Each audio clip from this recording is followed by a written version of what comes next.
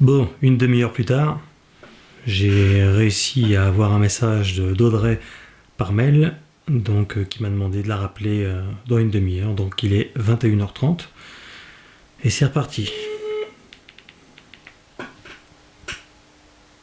Allô? Salut Audrey, c'est Morgane. Oui, salut. Désolé. Pas de problème. Alors merci d'accepter de témoigner pour la chaîne Loup-Garou France.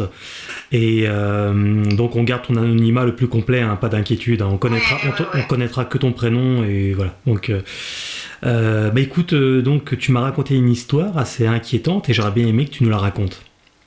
Oh ouais, c'était vraiment inquiétant ce jour-là. J'ai une peur comme jamais. J'ai eu peur. Ouais. En fait, c'est arrivé il y a une quinzaine d'années.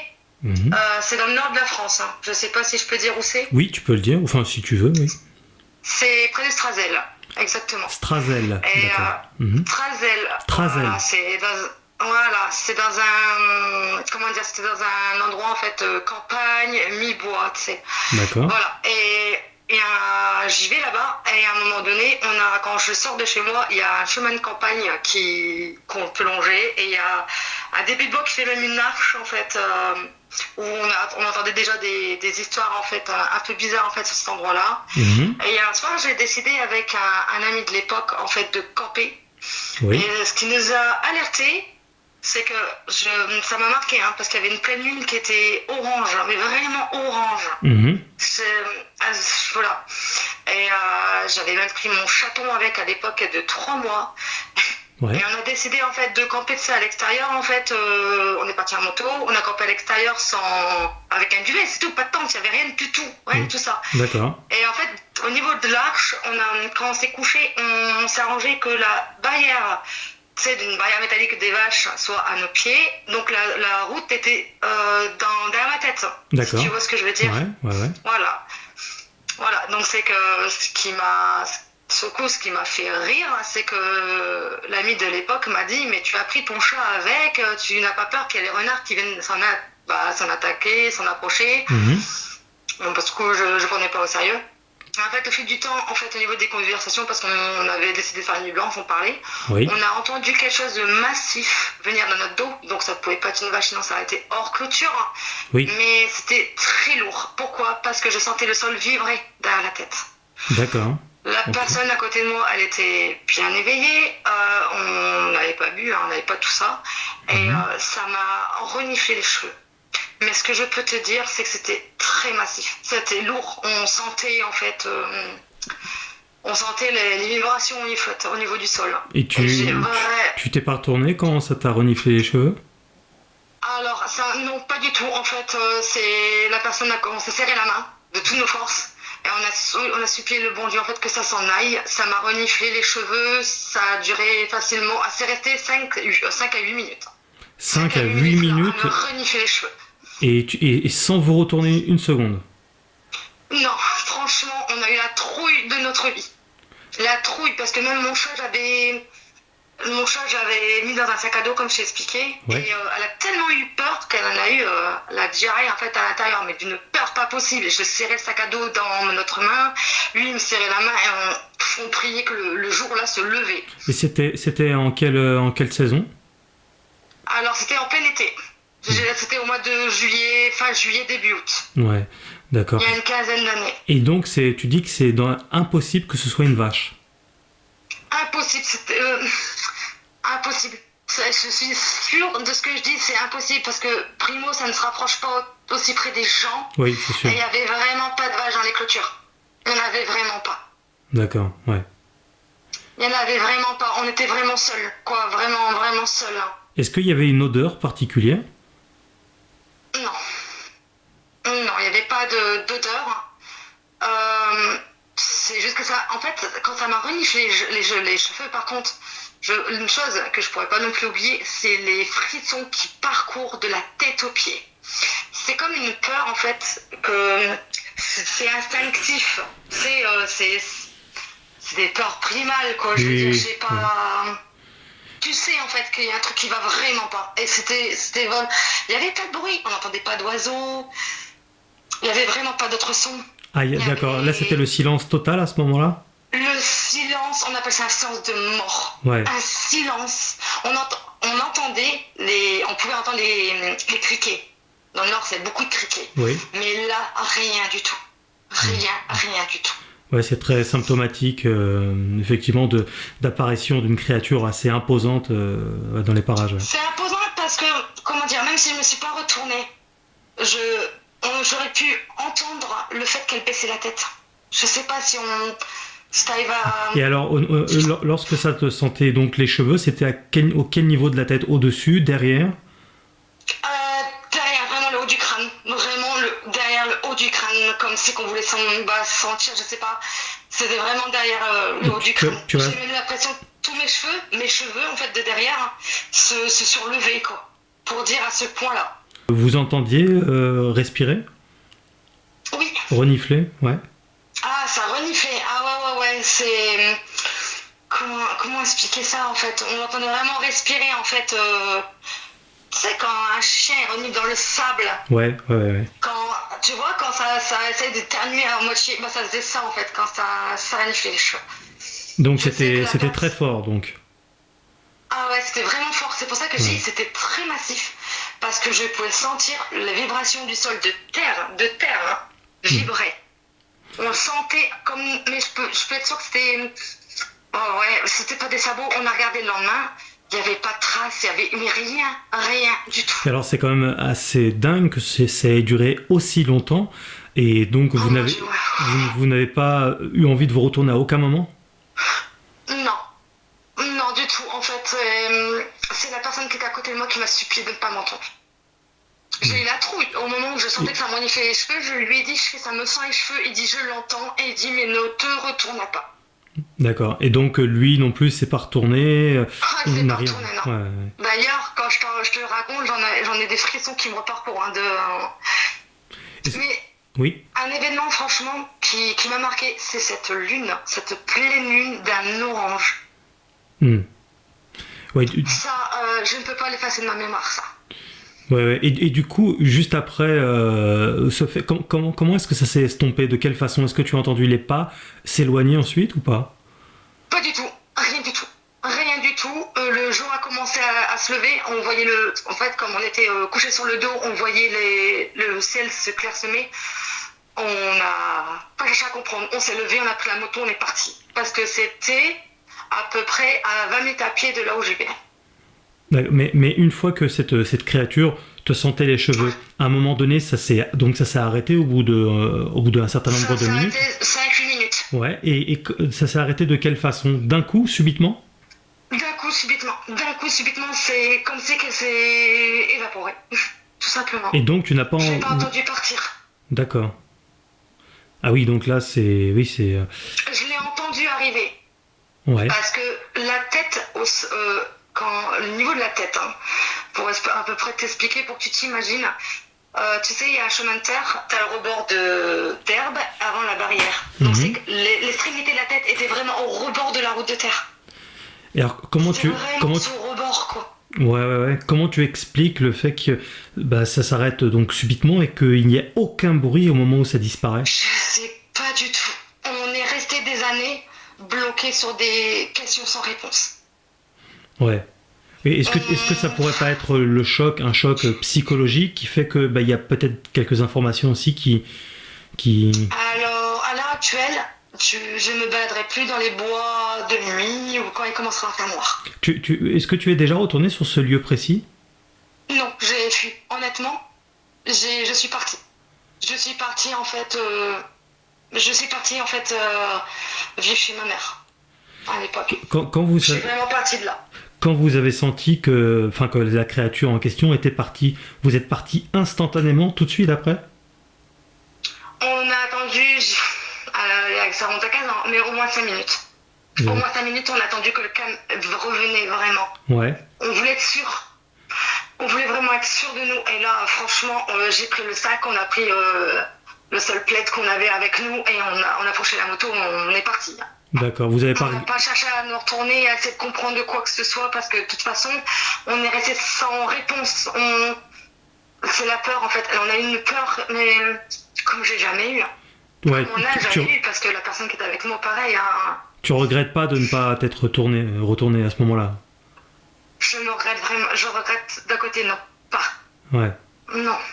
Et Je regrette vraiment pas. et donc, juste au moment où vous êtes parti, t'as pas regardé s'il y avait des traces ou quelque chose? Non, ça, Rien j'ai du tout. regardé Wissoku parce que moi j'étais passager arrière de la moto. Ouais. Et automatiquement on regarde nos pieds pour enfourcher. Je regardais mes pieds pour enfourcher la moto. Et c'est ce que je lui ai dit d'ailleurs. Et j'ai dit, il n'y a aucune trace, il n'y a rien. Alors que lui, comment on savait que c'était massif.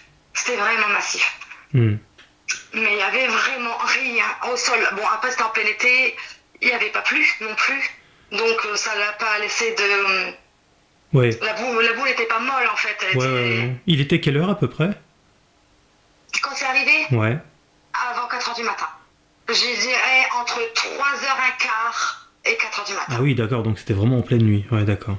C'était vraiment la pleine nuit. La pleine nuit. Mais alors, Ouais. puisque là, il y avait une lune pleine, vous pouviez voir quand même malgré tout. Oui. Ouais. Oui, on se voyait très bien. Moi, lui, à côté de moi, on se voyait. Hmm. On se distinguait bien. Et On se distinguait. autant d'années après, plusieurs années après, 5, 10 ans, 15 ans après, t'as pas eu envie d'y retourner à cet endroit-là? J'ai été tentée. Tentée, au moins pour avoir des réponses. Mais je n'ai pas eu le cran. J'ai pas eu le cran d'y retourner. Et est-ce que tu en as parlé après avec la personne avec laquelle tu étais? Oui. Oui. C'est une personne qui d'ailleurs, en fait, m'a raconté qu'il y avait quand même des choses assez étranges qui se racontaient même au niveau du village, parce que c'était un petit village. Mhm. Au niveau de l'arche. Parce qu'en fait, j'ai une arche, parce qu'en fait, les arbres faisaient vraiment une arche, en fait, au-dessus. Mhm. Ouais. Voilà, et ça rentrait dans un genre de sous-bois. Et il y a eu beaucoup, oui, d'histoires des gens du village. Mais après, de peur, c'est vrai que j'ai pas le caché, on en a parlé à l'époque à sa mère, mais c'est pas elle qui nous aura traité de fou. Par rapport au on dit qu'il se passait, en fait. Après, il y a des peurs où on peut pas simuler. Oui. Mais On peut vraiment pas les simuler, celles-là. alors qu'on comprenne bien, est-ce qu'il y avait des témoignages ou des gens qui avaient eu affaire à ça auparavant, ou tu en avais entendu Je ne parler? sais pas. Tu sais pas? Ça, non. Ça, là, je peux vraiment pas le dire. Ça, je ne sais pas. Et tu en as parlé à des personnes de ce que vous avez vécu ensuite pour voir leur réaction? Non. Non, je me suis tue. On s'est tue tout. Il y a qu'à ses parents de l'époque, on en a parlé, surtout sa mère, parce qu'on était relativement proches. Mhm. Mais après, du côté de ma famille, non, on s'est tue. J'ai jamais raconté. Comme là, j'ai supplié ma mère de déménager en fait chez elle. Mhm. Elle a même pas voulu me poser les questions du savoir pourquoi. Elle savait que j'en avais vraiment envie, qu'il n'y avait pas d'autre solution, Mhm. mais elle n'a pas cherché à comprendre après au-delà en fait. Ouais, d'accord, ouais. Donc t'avais peur aussi des réactions, qu'on se moque de toi ou autre? Ah ouais, alors, j'ai préféré garder pour moi. Pourtant, j'avais une personne, comment dire, avec moi. Ouais. Ouais. On s'est bien regardé, on a bien entendu la même chose, on l'a vraiment vécu, quoi. Mhm. Et non, c'est bien l'événement que j'ai vraiment plus envie de revivre. Ouais, ouais. On a l'impression que 8 minutes, 5-8 minutes, c'est interminable. Ah oui, C'est interminable. c'est très long. Ouais, ouais. Et du coup, à cette époque-là, tu t'intéressais au phénomène du loup-garou ou pas du tout? Ah mais non, mais pas du tout. Mais pas du tout en fait. J'étais juste la fille qui aimait bien se balader à la campagne parce que c'était calme, silencieux. Ouais. Non, pas du tout, pas du tout. D'accord. Et Pas du tout. qu'est-ce qui t'a donné l'idée de me contacter et de contacter le Loup-garou France Je suis tombée par hasard sur ta chaîne. Oui. Parce que en fait, je publie moi-même des choses sur YouTube. Ok. Et je suis tombée en fait sur... et j'ai dit... Et quand j'ai vu témoignage Loup-garou France, j'ai dit, là ça m'intéresse. Parce qu'en fait, j'ai commencé à voir tes reportages et je me suis dit, avec un peu de chance, une personne aura vécu peut-être la même chose que moi. Mhm, mhm. Ça peut-être... Après, comme j'ai expliqué, je peux pas dire ce que c'est. Je me Oui, suis pas bien sûr, retournée. bien sûr. J'avais vraiment pas l'envie. Tout ce que je peux dire, c'est, comme j'ai bien appuyé, c'est que c'était vraiment massif. Ouais, toutefois, il y a tout de même des points communs, effectivement. Le fait que ce soit massif, le fait qu'il y ait le silence total au moment du phénomène, l'aspect effectivement bestial, ça ne peut pas être... Voilà, on imagine très mal un sanglier ou je sais pas, une biche. Une vache, voilà. Je me suis posé la question le lendemain matin. On s'est posé la question avec ce garçon-là de l'époque. Une vache se rapproche pas des gens comme ça. Pas du tout, tout à fait. Ouais. Je travaillais dans une ferme, j'étais maraîcher, je faisais, je gagnais je vais rentrer en études en fait, boîte alimentaire, et j'avais postulé en fait en attendant l'été pour travailler dans des champs. Les vaches déjà me craignaient. Je suis restée un an et demi là, elles me craignaient, j'en voyais pas en dehors. Oui, bien sûr, tout à fait. Ouais. Mais là, honnêtement, il n'y avait vraiment pas une seule vache. Une seule vache dans les enclos. Et c'est véridique que ce qui m'a perturbée, ça m'a perturbée. Au moment où j'ai distingué parce qu'en fait, ça fait une prairie. On voit bien qu'il n'y a pas d'arbres. Comme j'expliquais, c'est campagne. Ouais. Les champs étaient coupés. Le maïs avait été coupé. Donc c'est que déjà, c'est cette pleine lune d'un orange, je l'ai jamais pu revu. Une lune comme ça, jamais.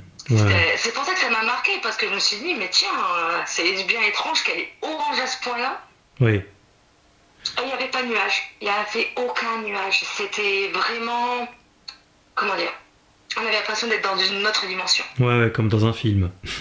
On ne voyait pas de vent. Ouais. Ça soufflait pas dans les arbres. Il y a eu un silence comme pas deux. Et comment dire ?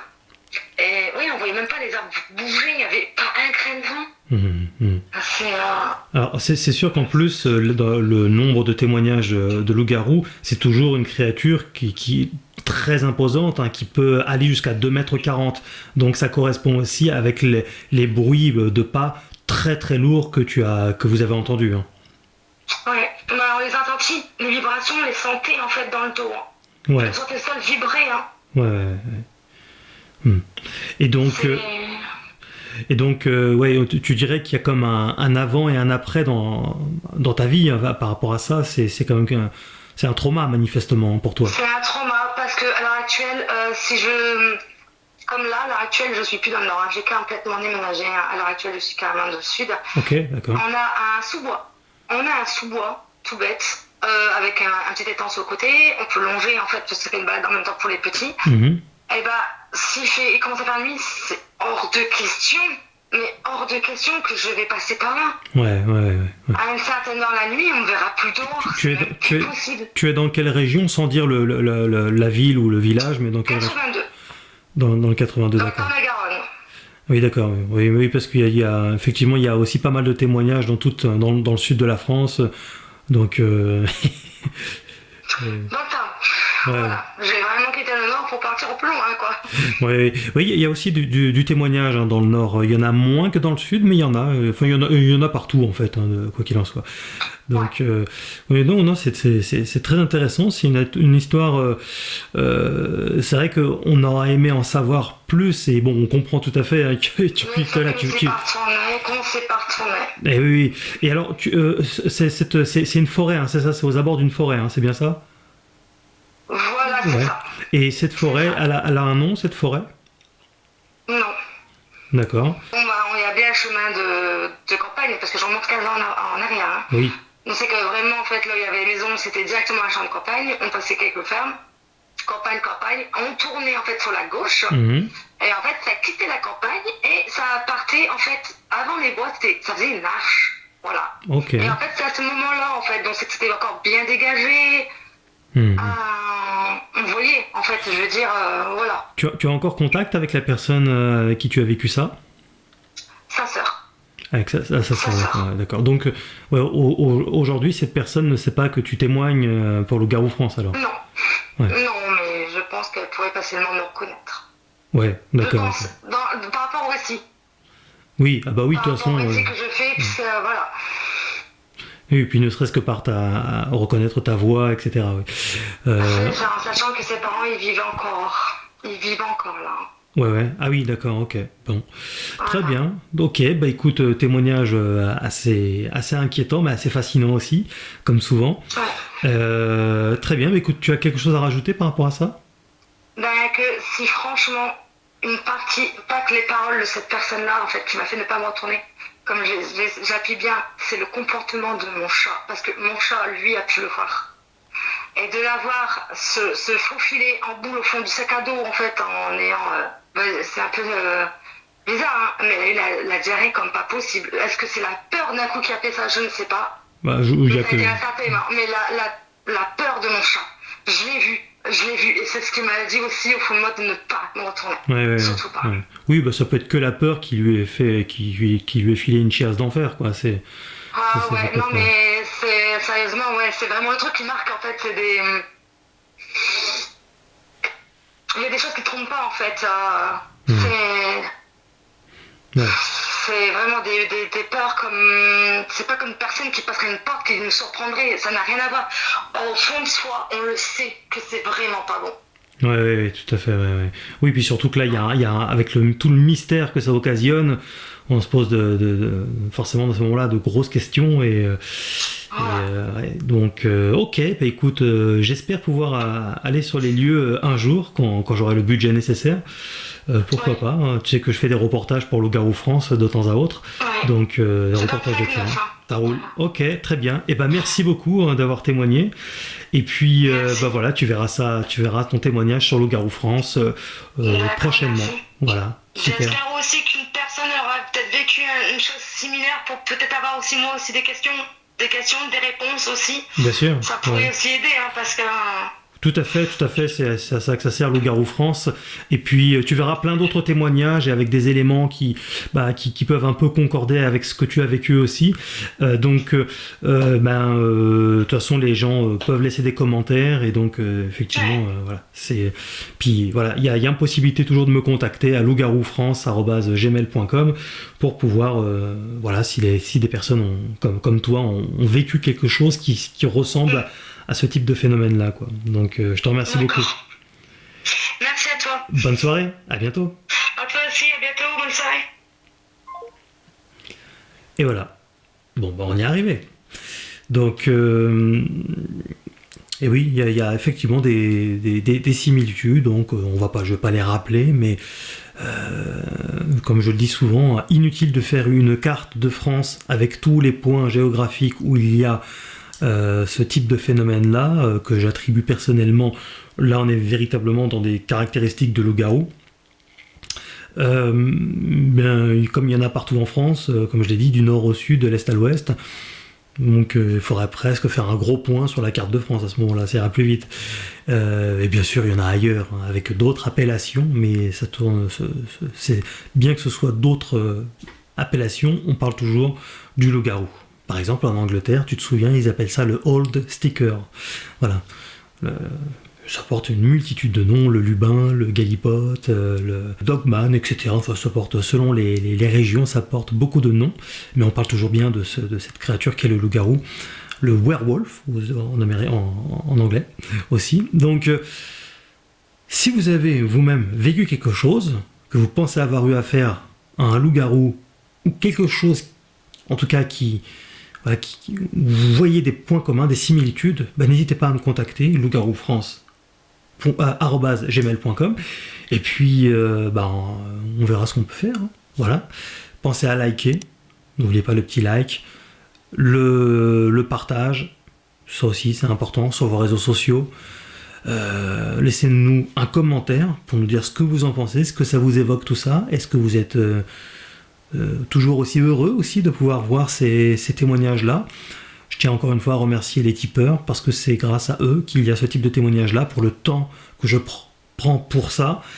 Donc là, maintenant il va falloir attaquer le montage. Ça va prendre un petit peu de temps aussi, sachant que je n'ai pas que ce montage-là d'ailleurs, j'en ai une multitude d'autres, puisque la chaîne est très régulièrement alimentée, des fois que c'est échappé.